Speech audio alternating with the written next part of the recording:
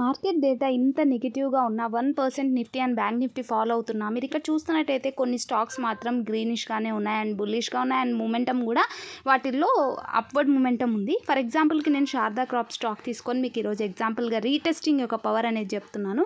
ఇక్కడ నేను ఏదైతే బ్లూ లైన్ మార్క్ చేశానో అదొక resistance area. First time breakout అయినప్పుడు రీటెస్ట్ అయ్యి సెకండ్ టైం వెళ్తూ ఉంది.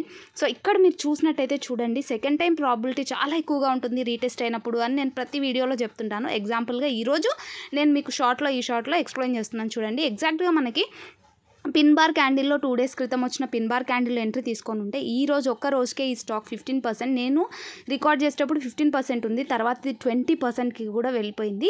సో అది రీటెస్టింగ్ యొక్క పవర్. ఇలాంటి రీటెస్ట్ అయిన స్టాక్స్లో ఎంట్రీ తీసుకోవడం వల్ల మనకి రిజల్ట్స్ అనేవి ఎంత బాగా ఉంటాయి అనేది మనకు అర్థమవుతుంది. ఇలాంటి మొమెంటమే కదా మనకి స్వింగ్ ట్రేడింగ్లో కావాల్సింది. సో స్టాక్స్ సెలెక్ట్ చేసుకునేటప్పుడు ఇలా రెసిస్టెన్స్ బ్రేక్ అయ్యి సెకండ్ టైం రీటెస్ట్ అవుతూ ఉంటాయి కదా.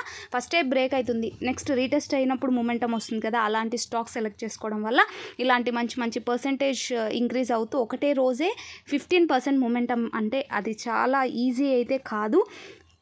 సో సెలెక్ట్ చేసుకునేటప్పుడు ఇలాంటివి సెలెక్ట్ చేసుకోవడం వల్ల మనకి ప్రాబిలిటీ విన్నింగ్ రేషియో అనేది చాలా ఎక్కువగా ఉంటుంది అండ్ స్టాప్ లాసెస్ హిట్ అయ్యే ఛాన్సెస్ కూడా చాలా తక్కువగా ఉంటాయి. అండ్ రిస్క్ అండ్ రివార్డ్ చూస్తే రిస్క్ తక్కువగా ఉంటుంది అండ్ రివార్డ్ వచ్చేసి ఎక్కువగా ఉంటుంది. సో ఇలాంటి స్టాక్స్ని సెలెక్ట్ చేసుకోవడానికి ట్రై చేయండి. Thank you so much.